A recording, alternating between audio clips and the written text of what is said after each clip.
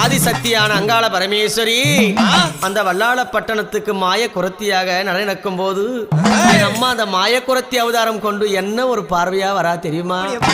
அவ குரத்தியா ரூபம் கொண்டு எப்படி வரா தெரியுமா? பச்சாமணி பவளமணி ஊசிமணி விக்கும் பொண்ணே, பச்சாமணி பவளமணி ஊசிமணி விக்கும் பொண்ணே, ஊரு என்ன கூறு உன் பேரு என்ன கூறு, ஊரு என்ன கூறு உன் பேரு என்ன கூறு. ஊசிமணி பவளமணி எத்தனை மணிகள் இருக்கு, ஊசிமணி பவளமணி எத்தனை மணிகள் இருக்கு, ஊரு என்ன கூறு உன் பேரு என்ன கூறு.